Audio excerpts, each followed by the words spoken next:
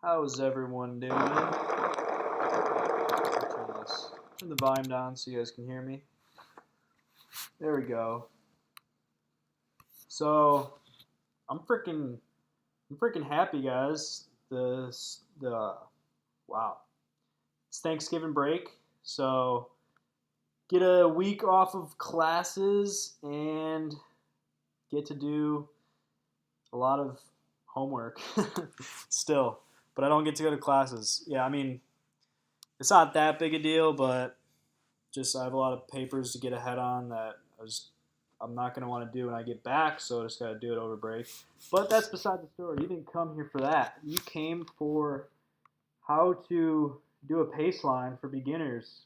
So recorded this earlier today. It's November 18th, and it was 70 plus degrees outside, so it was just absolutely beautiful. So me and a couple buds decided to go for a spin. It was like 40-ish miles around there. Took us like 2 hours, 20 minutes, I think. Right around there. We went slow for like the beginning part. That's why, like when we were moving, we were averaging around 20, 21, 22. um, Actually, majority of it were over 25, but the average speed was like 20. So, yeah, let me just go back right there, show you guys. So, pacelining. So, you see how I am right behind the person in front of me. So, why is this important? Well, when you're on a bike, you have a lot of wind resistance coming in, obviously, especially at higher speeds. And when you're sitting behind the person in front of you, you get an extra 30% savings. So that's huge. Like you have to do 30% less work. So when you're going super fast in a big group, say you're doing 30 plus, it's almost impossible to do that solo by yourself. So as you see, I'm just sitting right behind the guy getting the biggest draft. And the most important part is to not overlap your wheel with the person in front of you because that is how you're most likely going to crash. I did a little example for you guys right here. I went a little bit too far ahead on his left. And so what would have happened is if he went over to the left really quickly, he would have took out my front wheel. And since your front wheel is how you steer, you turn, you don't have that much. You don't have the very good ability to keep it stable if his rear wheel hits me. So what's going to happen is my wheel is going to turn. I'm going to face plant, and then I think this was the example I was trying to do. But yeah, I'm going to turn face plant. He's going to be fine because the rear of your bike is a lot more stable. So yeah, don't overlap wheels.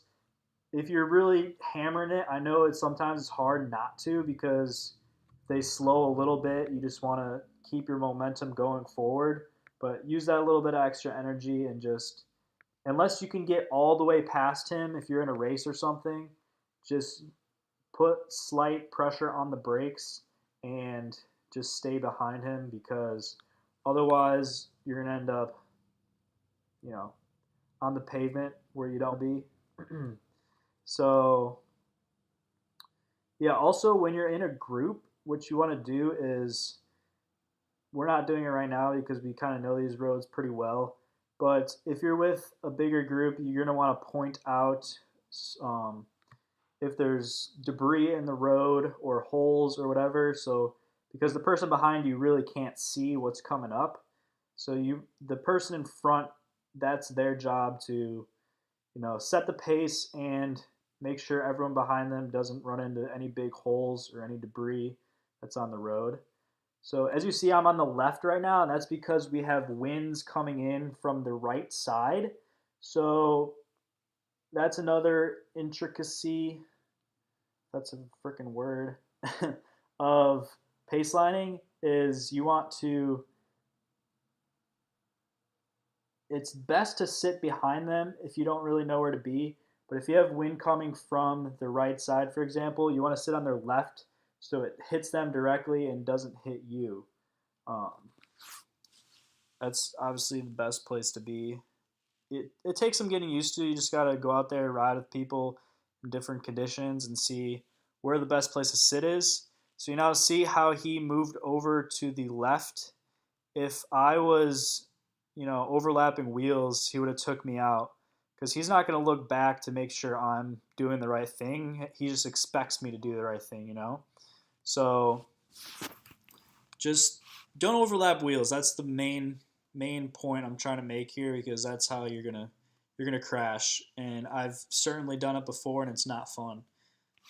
So also when you're in a pace line, you set your pace for however many minutes or seconds if you're going really fast, and then just slide over to the left, or if you're on, it depends on the situation, but usually in the US it's left because that's towards the center of the road and you're trying to stay towards the right. Um, yeah, and then so you pull off and then you don't really stop pedaling. You just, try to keep your speed up and then just let the pack go slightly faster. So then right when you're towards the back, you can just slide back into the draft and use a little bit of energy. If you really slam on the brakes, that's how you're gonna have to surge to catch back on and then use a lot more energy than you should. So yeah, now we're just cruising downhill. I'm pulling, so I'm just sitting at like 300 watts or so because that's type of pace we're trying to do. So pull at 300 watts for like three to 5 minutes, depending on how the terrain, the hills and stuff, how tired I get.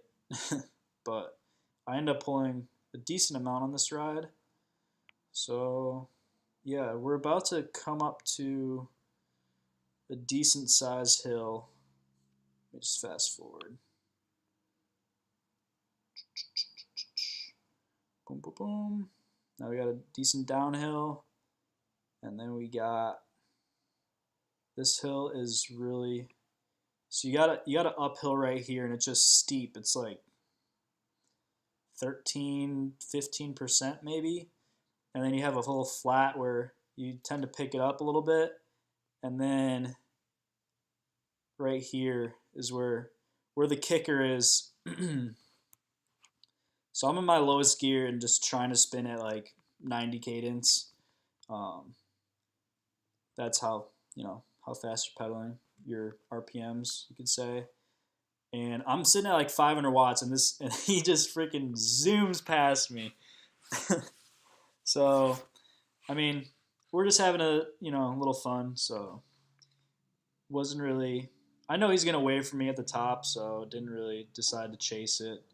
I'm gonna blow up too early. He's vegan, the dude in the yellow that attacked. Um, but he loves the hills. He loves that power to weight. He's super light, skinny. So I'm a little bigger than he is. So it's a little harder for me to get up hills. But that's how you do it. That's how you get stronger. So yeah, this is my teammate in front of me. We're just trying to catch him up, catch up to him. But yeah, that's how you pace line. So if you have any questions, leave it down in the comments and I will get back to you. Hope you guys enjoyed.